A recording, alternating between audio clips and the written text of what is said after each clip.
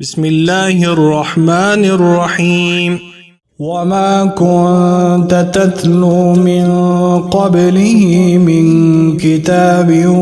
ولا تخطه بيمينك إذا لارتاب المبطلون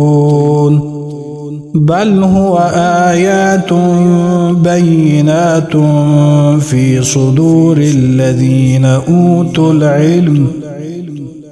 وما يجحد بآياتنا إلا الظالمون۔ اور اے نبی صلی اللہ علیہ وآلہ وسلم، آپ اس قرآن سے پہلے کوئی کتاب نہیں پڑھتے تھے اور نہ ہی اسے اپنے ہاتھ سے لکھتے تھے۔ اگر ایسا ہوتا تو اہل باطل شبہ کر سکتے تھے، بلکہ یہ روشن نشانیاں ان کے سینوں میں ہیں جنہیں علم دیا گیا ہے، اور ہماری آیات کا انکار وہی کرتے ہیں جو ظالم ہیں۔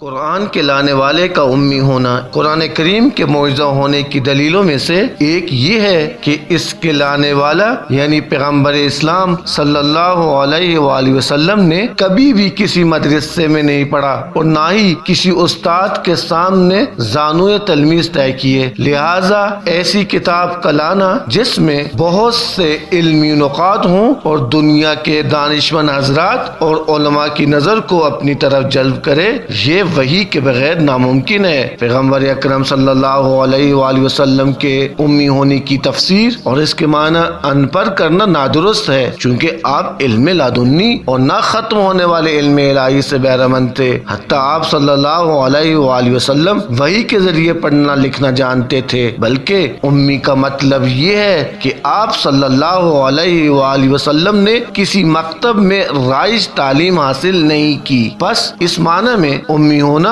پیغمبر صلی اللہ علیہ وآلہ وسلم کے لیے کوئی عیب نہیں، بلکہ اس میں ایک حکمت پوشیدہ ہے جس کی طرف مذکورہ آیت اشارہ کر رہی ہے۔ امام رضا علیہ السلام پیغمبر اکرم صلی اللہ علیہ وآلہ وسلم کے اوصاف بیان کرتے ہوئے فرماتے ہیں، آپ صلی اللہ علیہ وآلہ وسلم نے کسی کتاب کو پڑھنا نہیں سیکھا اور نہ کسی معلم کے پاس گئے، لیکن ایک ایسی کتاب لائے کہ جس میں تمام انبیاء علیہ السلام کے قصے اور قیامت تک کے لوگوں یعنی چاہے گزر چکے ہوں یا آنے والے ہوں کے حالات موجود ہیں۔ والسلام علیکم ورحمۃ اللہ وبرکاتہ۔